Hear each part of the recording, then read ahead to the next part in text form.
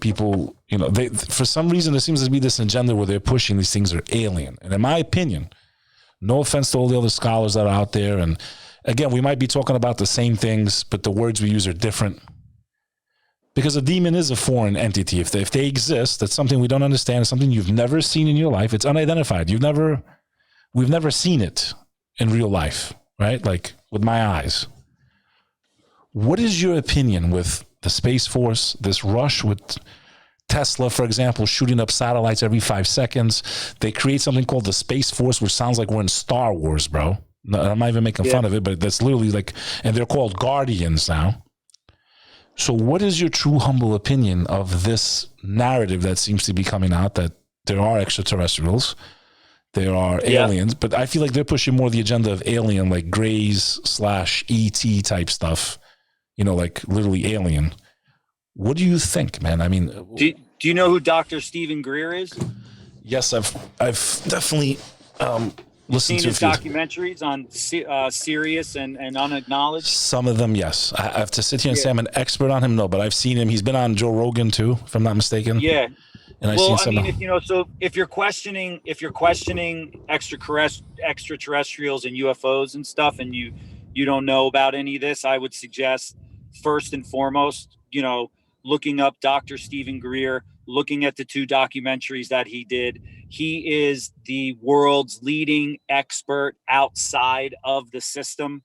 And you trust his information? You put your stamp on that? Well, I mean, in his documentary, he interviews, more than 60 or 70 ex-military personnel that share their own personal experiences with extraterrestrials and UFOs. Whether that's true or not, I don't know. But the information's out there. Personally, because remember, I'm always going to speak from my personal experience. When I was in my early 20s, as you know, I lived with an extraordinary man who was an 8th generation grandmaster of a number of different martial arts and the sword and meditation and the I Ching, and he had abilities above and beyond anything that I've experienced. He could transcend and he could travel in his light body, his spirit body, anywhere around the universe. He could appear in the corner of a room glowing in a ball of light, which some of my friends and family have experienced with him as well as me. And he used to talk to me all the time about extraterrestrials and UFOs.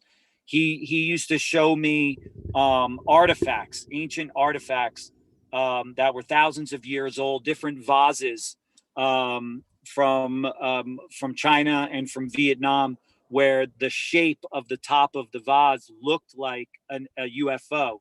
And he told me that that's the reason, why they designed the top of the vase the way that they did, was because of the UFO.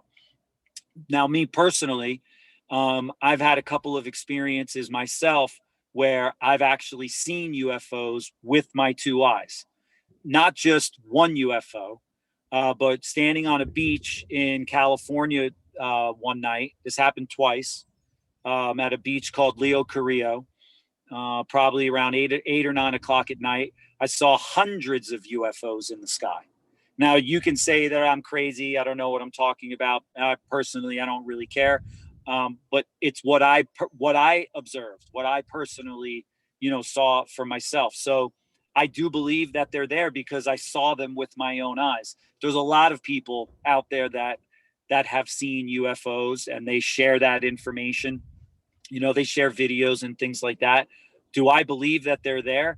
100,000%. I believe that they're there just as much as I believe that me holding a glass of water is actually in my hand, because I've seen it. So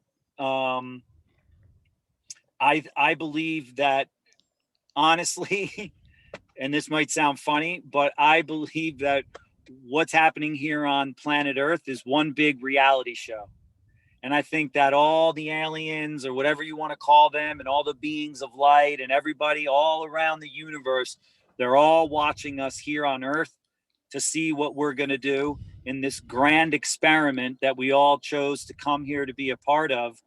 a spiritual battle between light and dark, between, love and the illusion of fear. And we all came here with amnesia. We forgot who we are. We forgot where we came from, because that was a part of the agreement to see what we would do when we came to a planet of duality and free will. So we all have a choice in every single moment. We can either go down the road of love or go down the road of fear. It's very interesting, because I share the same opinion of what you just said, actually. Exactly to the T. And if I'm not mistaken, some of the Abrahamic faiths also have that exact perception of that. Mm-hmm. You were given free will. You chose to actually come into this test, as they call it, or petri dish, as I like to call it. Yep. And you do not have recollection of it, because then that would give bias to your true actions and your true self.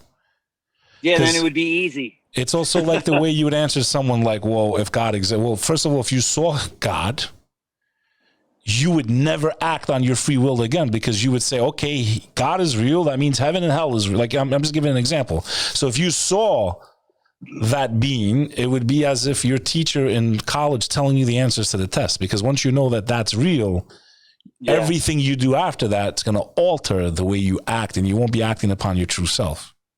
Yeah, brother. Look, does that make sense? Am I hitting it right there? Because that's kind of how I perceive it myself. Yeah, you are. I mean, look, we're here on Earth.